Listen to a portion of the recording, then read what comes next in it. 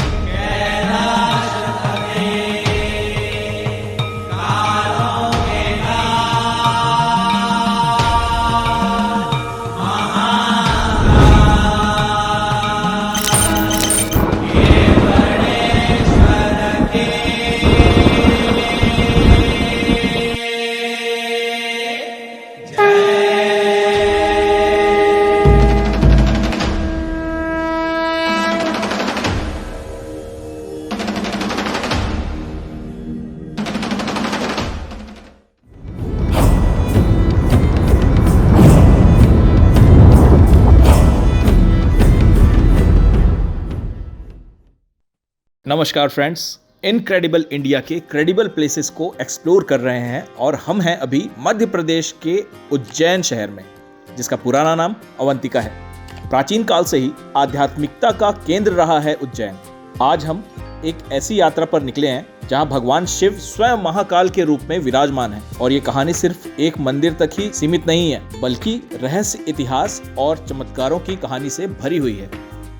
उज्जैन आने के लिए आपको भारत के हर शहर से ट्रेन उज्जैन जंक्शन के लिए आसानी से मिल जाएगी और नियरेस्ट एयरपोर्ट आपको इंदौर में मिल जाएगा। इंदौर से उज्जैन लगभग 50 किलोमीटर की दूरी पर है। आप बस, प्राइवेट टैक्सी या शेयरिंग टैक्सी से भी यहाँ आ सकते हैं, जो कि बहुत ही इजीली अवेलेबल है और बहुत ही कन्वीनियंट है। यहाँ का मंदिर रेलवे स्टेशन से लगभग 2.5 किलोमीटर की दूरी पर स्थित है।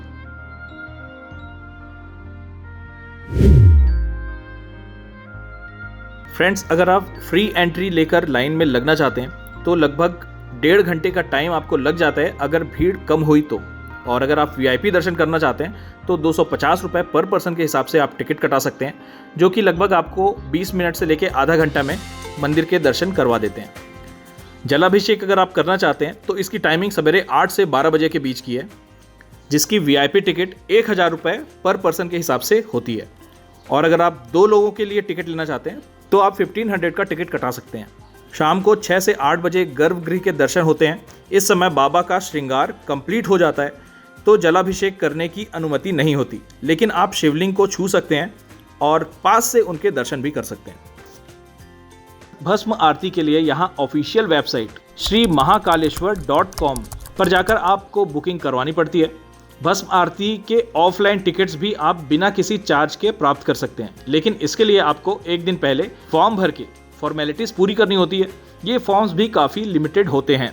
तो जब भी आप उज्जैन का प्लान बनाते हैं तो कोशिश करें कि उज्जैन मंदिर के आसपास अपना स्टे रखें, ताकि आपको टिकट्स के लिए और टोकन के लिए काउंटर में जाना और इंक्वायरीज वगैरह करना काफ़ी ज़्यादा आसान हो।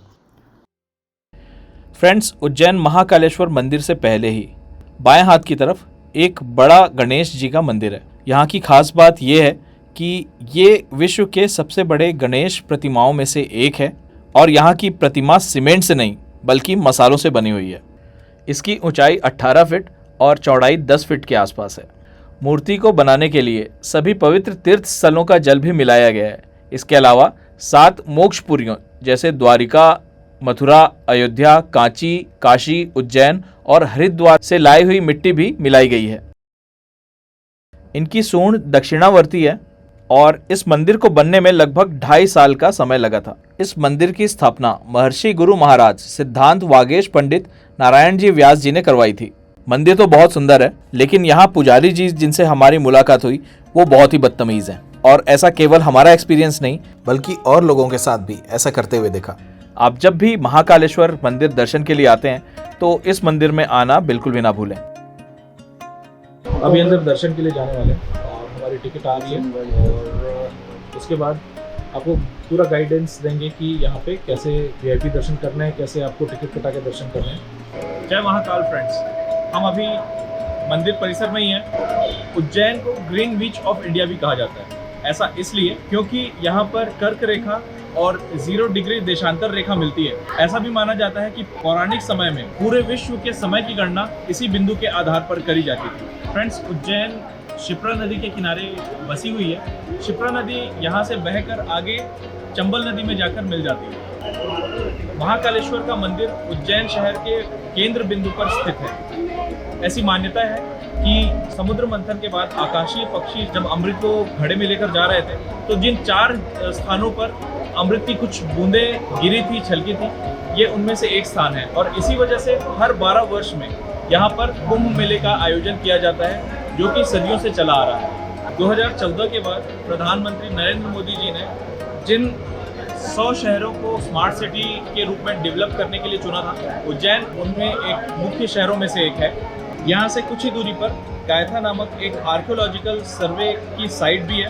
उज्जैन को लेकर बहुत सारी मान्यता है, लेकिन इनमें एक मान्यता ऐसी भी है जो कि बहुत ही ज़्यादा रोचक है।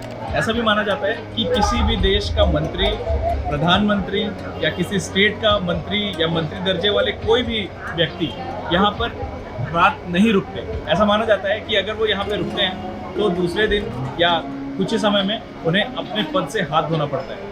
तो ये बहुत सारी कहानियाँ हैं, बहुत सारे किस्से हैं जो यहाँ से रिलेटेड है। जैसे मोरारजी देसाई का किस्सा है, और भी बहुत सारे मंत्री हैं जिनको लेकर यहाँ की कहानियाँ आप सुन सकते हैं। फ्रेंड्स, बचपन से हमने विक्रम और बेताल की कहानियाँ बहुत सुनी है और हमने बहुत एंजॉय किया। तो राजा विक्रमादित्य जो है, जो बहुत ही न्यायप्रिय राजा और बहुत ही बुद्धिमान राजा माने जाते थे, उनका मंदिर के पास में ही किला है और वहीं उनका सिंहासन भी है जहाँ पे बैठ के वो न्याय किया करते थे। उनके सिंहासन में 32 पुतलियाँ थी और ऐसा माना जाता है कि वो जो पुतलियाँ थी वो उनको न्याय करने के लिए प्रेरित करते थे। जब भी ऐसा होता था कि राजा से न्याय नहीं हो पा रहा है तो उनमें से एक पुतली गायब हो जाती थी और उससे राजा को प्रेरणा मिलती थी कि वो फिर से न्याय करें। तो ये एक बहुत ही किंवदंती फेमस है यहाँ की। हम कोशिश करेंगे कि उस पर्टिकुलर साइट पे जाएं और उसको एक्सप्लोर करें अगर पॉसिबल हुआ तो। इतिहास और वास्तुकला। माना जाता है कि महाकालेश्वर ज्योतिर्लिंग 5000 सालों से भी ज्यादा पुराना है और ये स्वयंभू है, यानी कि खुद से ही प्रकट हुए। यहाँ का शिवलिंग दक्षिणामूर्ति है, जो कि 12 ज्योतिर्लिंगों में से अनोखा है।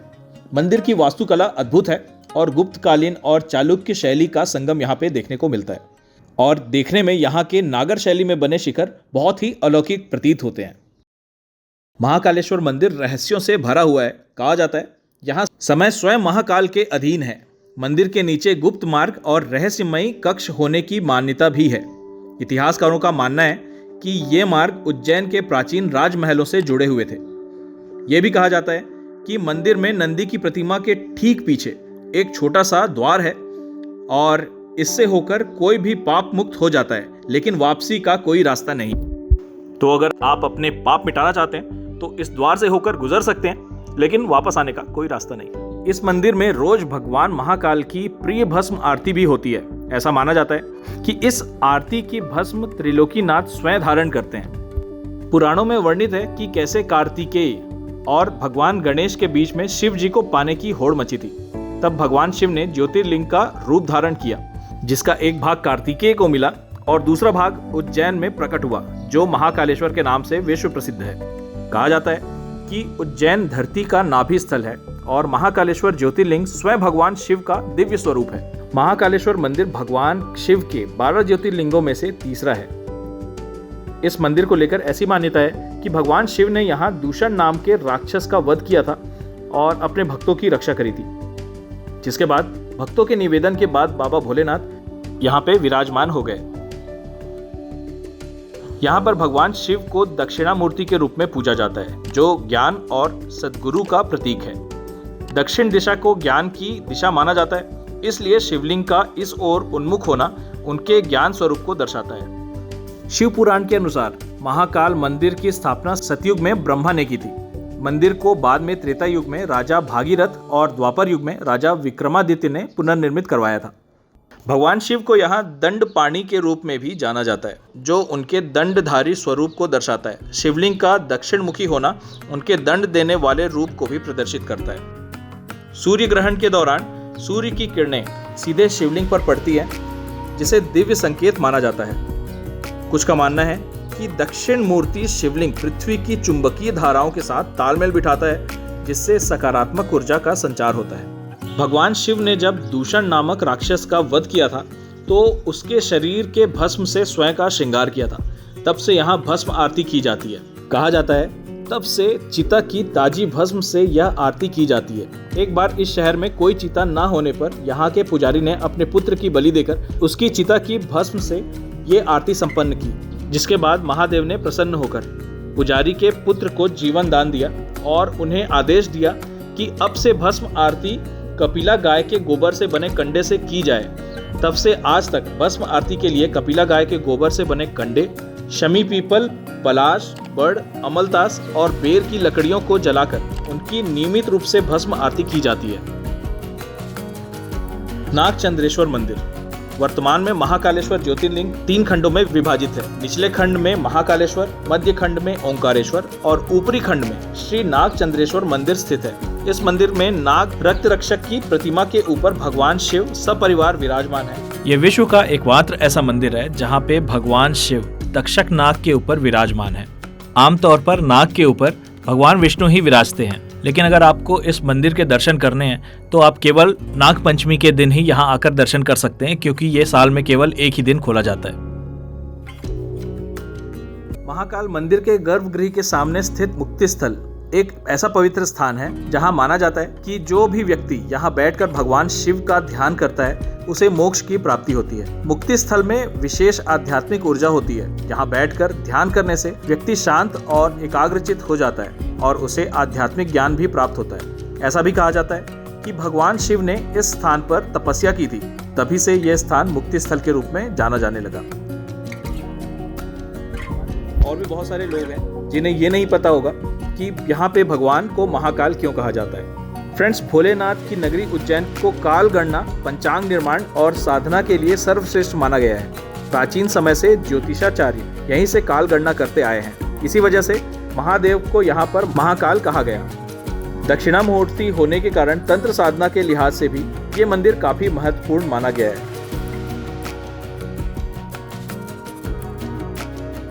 राजा विक्रमादित्य ने हिंदुओं के लिए ऐतिहासिक कैलेंडर विक्रम संवत का निर्माण यहीं करवाया था और इसी पंचांग के आधार पर भारत में व्रत और त्योहार मनाए जाते हैं। इस विक्रम संवत को नेपाल में भी मान्यता प्राप्त है।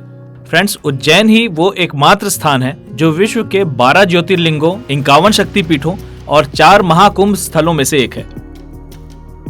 जब सिंह राशि में बृहस्पति और मेष राशि में सूर्य का प्रवेश होता है तो उज्जैन में कुंभ का आयोजन होता है, जिसे सिंहस्थ कुंभ के नाम से भी जाना जाता है। तो फ्रेंड्स, ये थी अवंतिका यानी उज्जैन से जुड़ी हुई बहुत सारी रोचक कहानियाँ और किस्से। आपको ये इन्फॉर्मेशन और हमारा एफर्ट कैसा लगा हमें ज़रूर बताएं। मिलते हैं अगले हफ्ते महाकाल लोक और काल भैरव मंदिर के दर्शन करते हुए और उनकी जानकारी आप तक साझा करते हुए। आपके कोई सुझाव हो तो हमें ज़रूर बताएं। Stay tuned and keep watching AS explores. हर हर महादेव, जय महाकाल।